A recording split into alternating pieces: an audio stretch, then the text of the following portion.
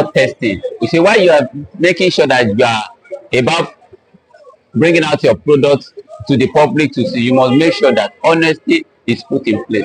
Yeah, you might actually be looking for the money, and you might be looking at seeing how you can make some dubious moves and dubious proclamation. Probably some ingredients are there which you think is going to be detrimental, and you want to make sure that the body regulating the system is trying not to hurt your business from moving the business market. So you must make sure that you go with honesty at all full cost. Make sure that you get the best out of every endeavor that you put out there so that the people can, because that's how people will trust you in the long run. You see, in the US during the early 90s or so, when cologne was, cologne toothpaste was finding it difficult to sell in the marketplace. They were like, okay, it seems the public lack this, love this, and they don't love it. So there is this kind of mix up somewhere.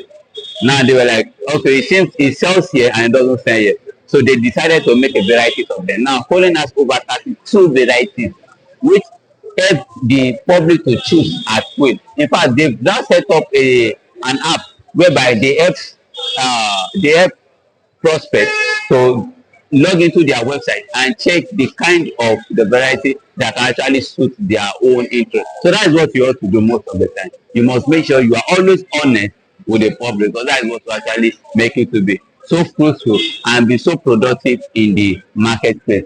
The third is complementation. You see, complementation is quite very important when you have followers. It shows them how much you value them. It shows them that they should believe in your vision. It shows them that you are a patient leader. So they want to trust your beliefs along the line. In all those, they want to go and suffer everything with you. So, and that is very honest.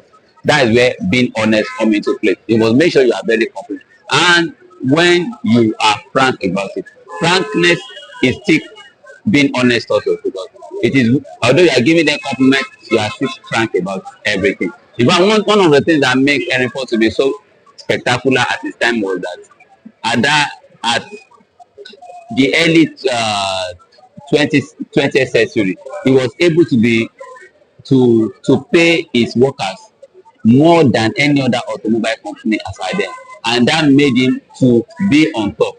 So although by the time he said he will be paying $5 per hour, it was a huge price at then, and it was so competing that his competitors were like, would he be able to do it?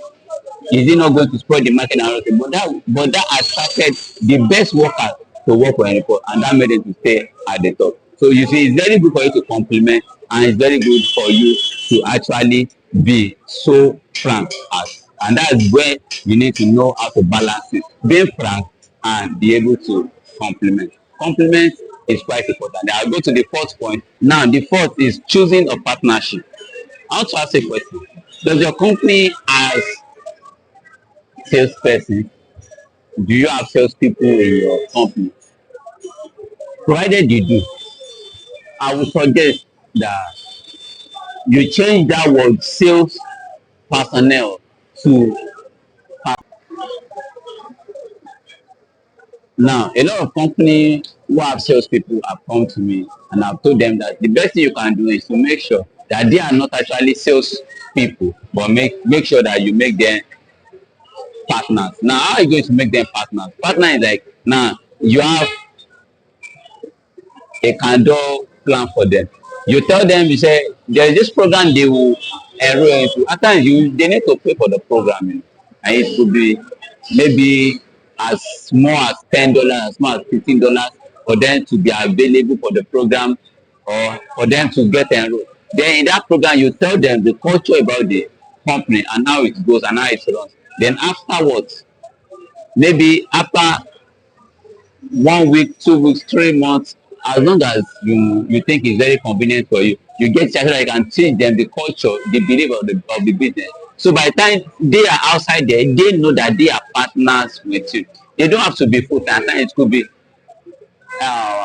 it could be half time for them. Maybe it could be per hour. It could be any service that you think that might be convenient for your business. So no matter what it could be, and by the time you are paying them wages or salary, whatsoever it could be, you make sure that you put that frankness there. You are very certain, you are very precinct, you are very succinct with what you are actually giving out to them. No matter the amount you're getting, as long as you are very honest with everything, they will stick with you for a long time. And from there, you can convert them into your full-time worker. You see, it goes a long way, because even when your real workers are going out, there might be flexible people out there who are your salespeople, but they are very loyal to you, and you can turn them into your worker in the long. So I go to the fifth one, we say talking about the rebate policy. The rebate policy is what I call the return time. It could be 2 years, it could be 1 year, whatsoever you think is convenient for your product. Now you are to be certain about it. You are to be many businesses are fading away because they virtually negate this. They are not going with it, and they are not implementing, and that makes buyers and prospects to be so skeptical about buying their products. So, but as a business person, you must make sure that you imbibe it and you go along, you go very well with it. Napoleon was talking about one incident that happened about many years ago. He went to this shop, this art making shop. On getting there, he saw a man coming, an aged man. He asked the man, how long have you been coming? The man said he has been coming for over 25 years, but he never paid. Napoli was this, that how on earth would he not be paying and keep collecting new cap? When he asked the business owner, the business owner said that's their strategy of actually keeping customers, because he will be the one to tell other customers. But this man, whenever he gets a car, and a hat, he returns it before the end of the year, and that help the business to actually stand up. So buyers always look out for their insurance. They want to see if they are insured with buying a particular product. It's very necessary. When you implement it, you need to show your candor effect. It's very necessary in order for you to scale or to grow, whatsoever the case may be. So I go to the sixth point, which says the sixth point is pitches. You see, when you are making pitches, you must ensure that you bring on your antecedent, you bring on your present, and you bring on your future plan. This will help you to actually make an upsell or a cross sale. In order to balance things up, you must make sure that there are evidences that will prove that you be honest along the line. If you have any other thing to add, I will want you to actually put it under the comment section. I will be there to reason with you and see how it can go. Probably you have a topic you want me to talk about. You can indicate by putting it in the comment section. So see you in the next video.